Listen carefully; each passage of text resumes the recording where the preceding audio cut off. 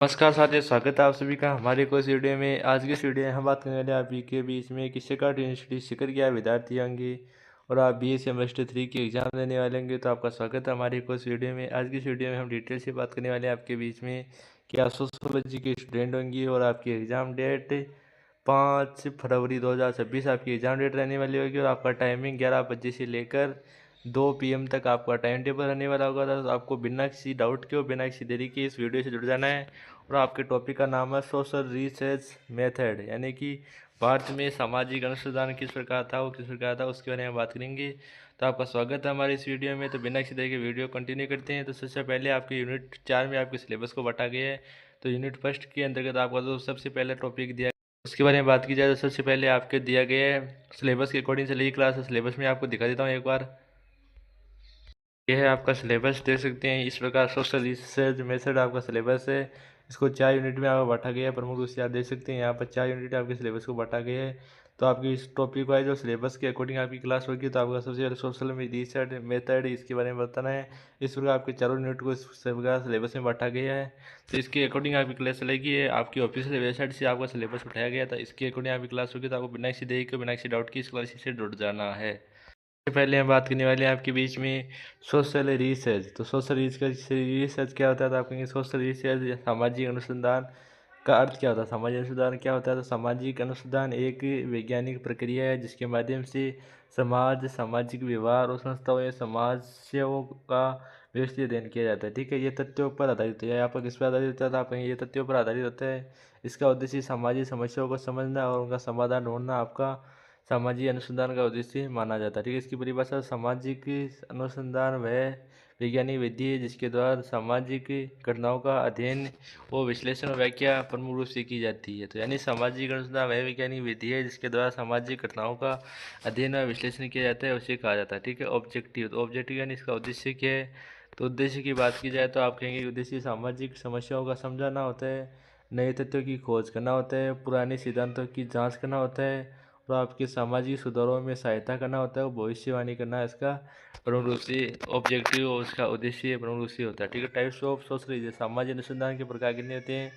तो सामाजिक अनुसंधान सबसे पहला प्रकार आता है आपका फंडामेंटल, यानी कि मौलिक अधिकार। तो मौलिक अधिकार में बात की जाए तो मौलिक अधिकार क्या होता है? नए सिद्धांतों की खोज के लिए ज्ञान बढ़ाने के उद्देश्य से। ठीक है, नेक्स्ट आ जाता है कि अप्लाइड रिसर्च, यानी कि अनुप्रयुक्त संसाधन। अनुप्रयुक्त संसाधन क्या होते हैं? तो आप कहेंगे व्यवहारिक समस्याओं के समाधान के लिए। ठीक है, एंड आपका वर्णनात्मक अनुसंधान क्या होता है? तो किसी घटना का वर्णन करना है, आपका वर्णनात्मक अनुसंधान माना जाता है। एनालिटिकल आपका विश्लेषण तो क्या होता है? तो आपके कारण और प्रभाव का अध्ययन किया जाता है। ठीक है, एंड क्वांटिटेटिव यानी मात्रात्मक रिसर्च क्या होता है? तो ये आपके संख्या और आंकड़ों का पर आधारित होता है। ठीक है, क्वालिटेटिव रिसर्च गुणात्मक होता है, आपके विचारों और अनुभवों व्यवहार पर आधारित होता है। ठीक है, सभी याद रखना है। स्टेप्स ऑफ सोशल रिसर्च यानी सामाजिक अनुसंधान के चरण। तो सामाजिक अनुसंधान के चरण कौन से? समस्या का चयन करना। ठीक है, समस्या चयन करना आपका होता है। ठीक है, 2 सेकंड वेट करें। सामाजिक साहित्य का समीक्षा होती है, परिक्रमा होती है आपकी, और आपकी शोध डिजाइन होती है, आपकी डेटा संग्रह होता है, आपका डेटा विश्लेषण होता है, आपका निष्कर्ष आप रिपोर्ट तैयार करना। ठीक है, आप सभी याद देना। नेक्स्ट के बारे में बात की जाए तो साइंटिफिकेट मेथड यानी वैज्ञानिक प्रक्रिया क्या होती है? तो वैज्ञानिक प्रक्रिया की बात की जाए यानी कि वैज्ञानिक विधि एक व्यवस्थित और तार्किक प्रक्रिया है जिसके माध्यम से सत्य की खोज होती है। इसकी मुख्य विशेषता व्यवस्थित, तर्क संगत एंड लॉजिकल इसकी मुख्य विशेषता होती है। अनुभव पर आधारित होता है। ऑब्जेक्टिव यानी निष्पक्षता। तो इसका अर्थ होता है बिना व्यक्ति भावना और पूर्वग्रह और पक्षपात के अध्ययन होता है। शोधकर्ता अपने विचार अलग रखने चाहिए। ठीक है, निष्कर्ष केवल तथ्यों पर आधारित होने चाहिए। विश्वसनीय परिणाम तो आपके सटीक निष्कर्ष और वैज्ञानिकता बनाए रखता है। ठीक है, इम्प्लीसिएशन है अनुवादन। अनुवादन क्या होता है? अनुवादन आपका अर्थ होता है ज्ञान का आधार और अनुभव अवलोकन होना चाहिए। ठीक है, सामाजिक अनुसंधान में तथ्य और प्रत्यक्ष निरीक्षण डेटा से प्राप्त किए जाते हैं। किसी गांव में बेरोजगारी का अध्ययन वास्तविक सर्वे और इंटरव्यू के द्वारा होती है। ठीक है, इसके 10 ऑनलाइन क्वेश्चन करेंगे। तो उसके बारे में बात की जाए सबसे पहला 10 ऑनलाइन है कि सामाजिक अनुसंधान क्या है? तो सामाजिक घटनाओं का वैज्ञानिक अध्ययन है, आपको सामाजिक अनुसंधान माना जाता है। सामाजिक अनुसंधान का मुख्य उद्देश्य क्या है? तो आपके सामाजिक समस्याओं को समझना और समाधान ढूंढना। फंडामेंटल रिसर्च क्या होता है? तो आपके नए सिद्धांतों की खोज हेतु किया गया अनुसंधान। अप्लाइड रिसर्च का उद्देश्य क्या होता है? आपके व्यवहारिक समस्याओं का समाधान करना। ठीक है, आपको याद रखना है। नेक्स्ट आ जाता है कि डिस्क्रिप्टिव, तो किसी घटना या स्थिति का वर्णन करना होता है। क्वांटिटी रिसर्च क्या होता है, संज्ञात्मक आंकड़ों पर आधारित होता है। क्वालिटेटिव रिसर्च किसका अध्ययन करता है, आपके विचारों और अनुभवों का अध्ययन करता है। ठीक है। साइंटिफिक मेथड क्या होता है, सत्य की खोज की व्यवस्थित या तार्किक प्रक्रिया। ठीक है। ऑब्जेक्टिव का अर्थ क्या होता है, आपके निष्पक्ष और पक्षपात रहित अध्ययन। ठीक है। एम्प्लीकेशन का अर्थ क्या था, आपके अनुभव और अवलोकन पर आधारित। ठीक है। नेक्स्ट आपके बीच में 2 से 3 लाइन वाले आंसर करने हैं आपको। तो सामाजिक अनुसंधान क्या है, सामाजिक अनुसंधान वह एक वैज्ञानिक प्रक्रिया है जिसके माध्यम से सामाजिक घटनाओं और व्यवहार का समस्याओं का व्यवस्थित अध्ययन किया जाता है। इसका मुख्य उद्देश्य सामाजिक तथ्यों की खोज करना होता है। सामाजिक अनुसंधान के मुख्य उद्देश्य क्या है, सामाजिक अनुसंधान का उद्देश्य है नए तथ्यों की खोज करना, पुराने तथ्य सिद्धांतों की जांच करना तथा सामाजिक समस्याओं का समाधान करना। ये समाज सुधार में सहायक होता है। ठीक है। वैज्ञानिक विधि क्या है, वैज्ञानिक विधि एक व्यवस्थित तार्किक प्रक्रिया है जिसके द्वारा तथ्यों के आधार पर सत्य की खोज की जाती है। इसमें अवलोकन परिकल्पना होती है। ठीक है। आप सुविधा देखना। ठीक है। तो ऑब्जेक्टिव निष्पक्षता क्या होती है, तो ऑब्जेक्टिव निष्पक्षता का अर्थ होता है आपका कि बिना किसी पक्षपात के अध्ययन करना था। इससे शोध के परिणाम वो विश्वसनीय और सही होते हैं। ठीक है। एंड अनुभववाद क्या होता था, आपके एम्प्री जिसका अर्थ है कि ज्ञान और अनुभव अवलोकन पर आधारित होना। और सामाजिक अनुसंधान में तथ्य वास्तविक डेटा और संरक्षण से प्राप्त किए जाते हैं। ठीक है। अब लॉन्ग क्वेश्चन के इसके आंसर है, ये क्वेश्चन आगे हम करेंगे, वहाँ पर आपको इसका आंसर देख लेना है, यहाँ पर आपको नहीं देख लेना। ठीक है। सामाजिक अनुसंधान की वैज्ञानिक विधि आपके हम आगे करेंगे, बाद में देख लेना। ठीक है। वही सेम क्वेश्चन करेंगे। तो यूनिट 2 का इंपोर्टेंट क्वेश्चन है। तो यूनिट 2 में आपका सिलेबस है सामाजिक अनुसंधान विधियाँ, केवल हिंदी में नोट्स है आपके। ठीक है। इंग्लिश में नहीं है। ठीक है। शोध समस्या का निर्माण, तो शोध समस्या निर्माण किस प्रकार होता है, शोध समस्या निर्माण की बात की जाए, शोध समस्या का अर्थ क्या होता है, तो शोध समस्या वह प्रश्न या विषय है जिसका समाधान या उत्तर शोध के माध्यम से प्राप्त किया जाता है। यह अनुसंधान की पहली और सबसे महत्वपूर्ण अवस्था होती है। शोध समस्या की विशेषताएं कौन सी होती है, शोध समस्या की विशेषताएं बात की जाए, स्पष्ट और निश्चित होती है, शोध योग्य, रिसरेबल हो और समाज से संबंधित हो। ठीक है। समस्या और संसाधनों के अनुसार संभव। शोध समस्या की स्रोत कौन सी होती है, तो आपके सामाजिक समस्या, गरीब और बेरोजगारी, पूर्व शोध अध्ययन है, समाचार पत्र पत्रिकाएं और व्यक्तिगत अनुभव, सरकारी रिपोर्ट। ठीक है। शोध समस्या निर्माण के चरण कौन से होते हैं, विषय का चयन, समस्याओं का सीमांकन, उद्देश्य निर्धारण करना और शोध समस्या परिकल्पना होती है। परिकल्पना का अर्थ होता है कि एक अनुमानित कथन दो या दो से अधिक के बीच व्यक्त होता है, उसको कहा जाता है अस्वीकार देखना है। यह शोध समस्या की दिशा, तो परिभाषा की परिक्रमा एक ऐसा स्थायी अस्थायी कथन है जिसे अनुसंधान द्वारा सत्य या असत्य सिद्ध किया जाता है। ठीक है। परिकल्पना की स्रोत क्या है, तो आपको बताना है कि सामान्य ज्ञान और आपका पूर्व शोध अध्ययन और सिद्धांत और व्यक्तिगत अनुभव। ठीक है। अस्वीकार देखना है। परिकल्पना के प्रकार कितनी होती है, आपके परिकल्पना के प्रकार होती है, ये बताती है कि चर के कोई संबंध नहीं है। वैकल्पिक परिकल्पना कहती है, ये बताती है कि चर की बीच संबंध है। सरल परिकल्पना कहती है दो चरों के बीच संबंध होता है। और जटिल परिकल्पना होती है दो या दो से अधिक चरों के बीच संबंध। ठीक है।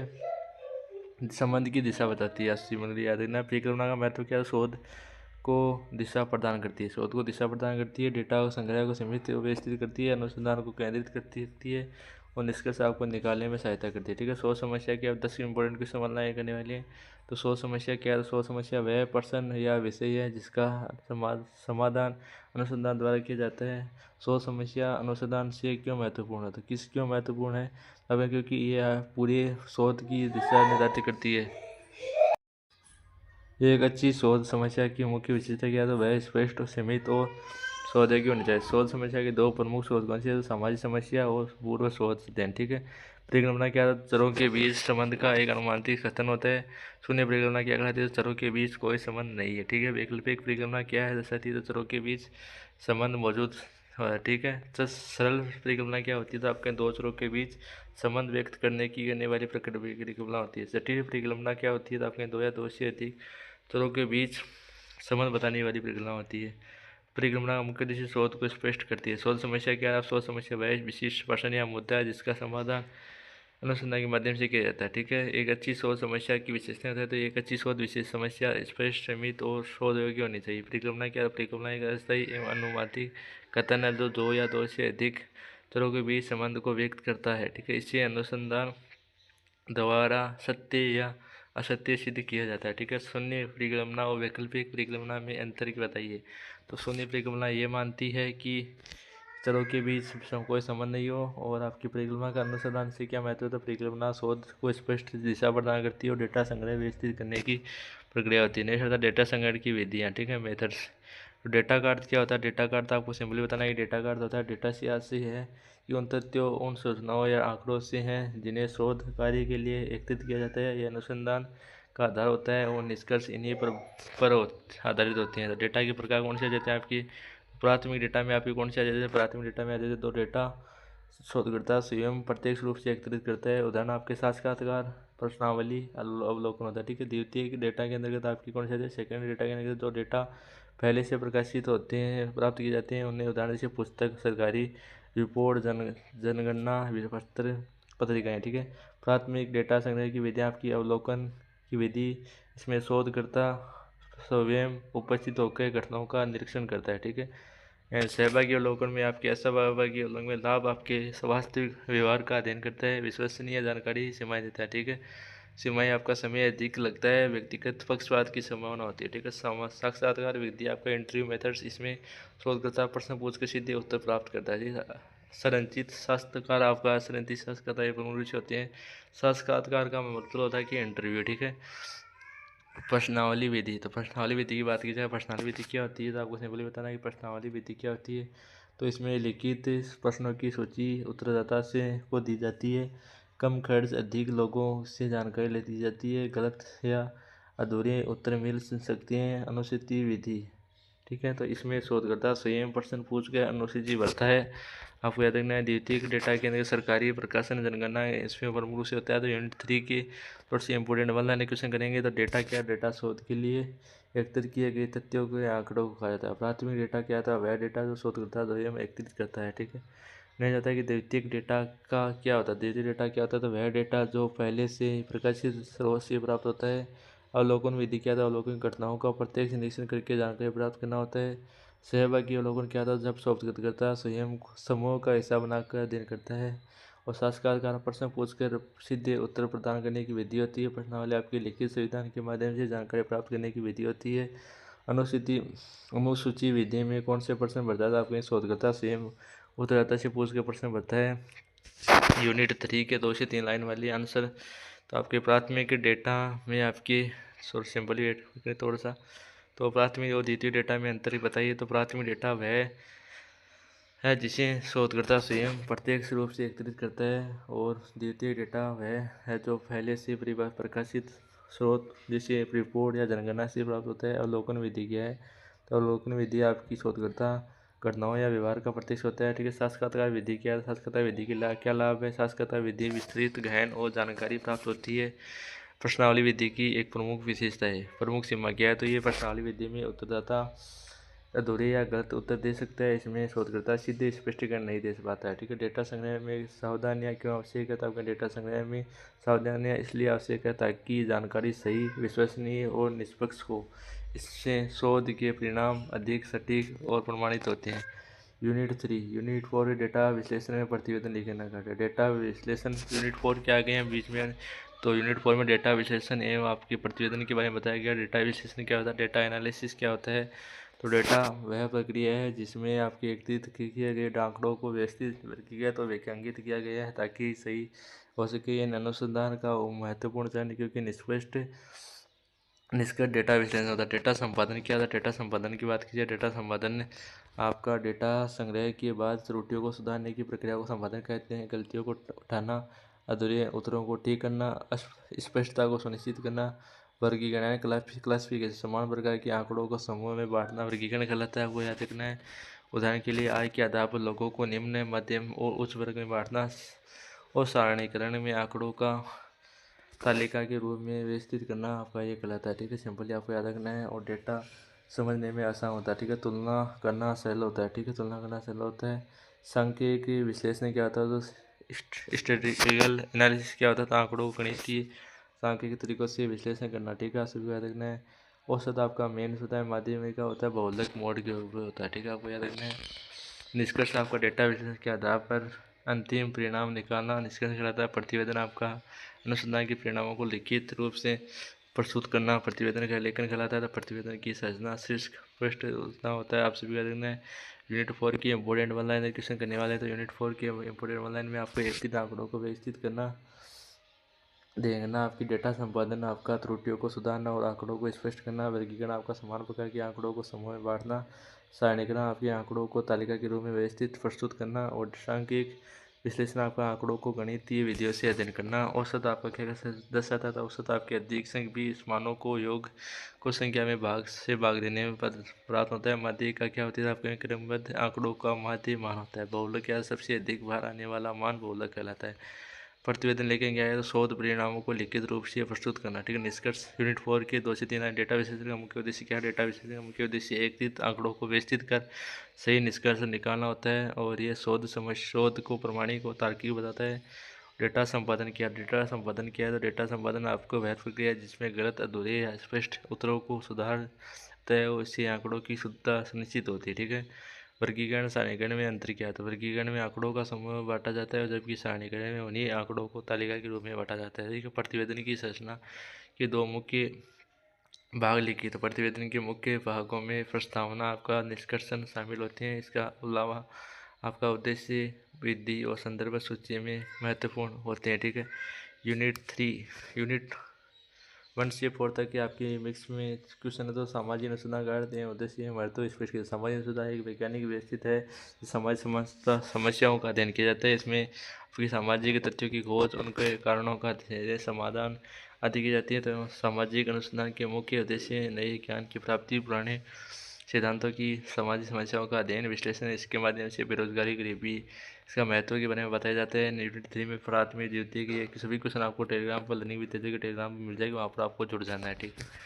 ये सभी क्वेश्चन आपको वहीं पर प्रोवाइड होगी। मैं आपको लर्निंग विद तेजस का टेलीग्राम चैनल दिखा देता हूँ, व्हाट्सएप चैनल दिखा देता हूँ और आपको वहाँ सभी पर मिल जाना है, जुड़ जाना है। ठीक है। मिल नहीं जाना है, जुड़ जाना है। थोड़ा सा बढ़िया है। लॉन्ग क्वेश्चन वाले में थोड़ा सा सामाजिक अनुसंधान का अर्थ नहीं होता है। सामाजिक अनुसंधान वह प्रक्रिया है, आप सभी को बताना है कि सामाजिक संबंधों का, संस्थाओं का अध्ययन किया जाता है, व्यवहार के बारे में तथ्यात्मक जानकारी एकत्रित करना, उनका विश्लेषण करके निष्कर्ष निकालना। ये केवल अनुसंधान केवल विचारों या अनुमान पर आधारित नहीं होता है बल्कि प्रत्यक्ष अवलोकन, डेटा संग्रह और विश्लेषण पर आधारित होता है। नई ज्ञान की खोज करना, पुराने सिद्धांतों की जांच करना, सामाजिक समस्याओं का समाधान करना। इस प्रकार आपको देख लेना है अनुसंधान क्या होता है। तो ज्ञान बढ़ाने और ज्ञान को नई ऊर्जा देने के लिए अनुसंधान का उपयोग किया जाता है।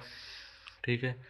और बात की जाए परिणाम का अध्ययन करता है। आपका शोध समस्या क्या है? शोध समस्या वह प्रश्न या विषय है जिसका माध्यम से अनुसंधान माध्यम से किया जाता है। यह अनुसंधान की पहली और सबसे महत्वपूर्ण अवस्था होती है। शोध समस्या को स्पष्ट, सीमित, शोध योग्य और समाज से संबंधित होना चाहिए। शोध समस्या अनुसंधान की दिशा तय करती है और शोधकर्ता को केंद्रित रखती है। तो इसके स्रोत विभिन्न हो सकते हैं जैसे सामाजिक समस्याओं, पूर्व शोध अध्ययन, परिकल्पना, एक अनुवादी और अस्थायी की है, 2 या अधिक चरणों के माध्यम से होती है। तो इसका PDF लर्निंग विद तेजस के टेलीग्राम चैनल पर मिल जाएगा। व्हाट्सएप चैनल पर आपको मैसेज कर देना, व्हाट्सएप चैनल पर जुड़ जाना है और वहाँ पर सभी पर जुड़ जाना मुख्य से, जिससे कि आपकी कोई भी एग्जाम का पेपर ड्यू ना रह सके और आप एकदम से तरीके से तैयारी कर सकें। तो उम्मीद है वीडियो आपको पसंद आएगा, इसका PDF आपको मिल जाएगा। ठीक है।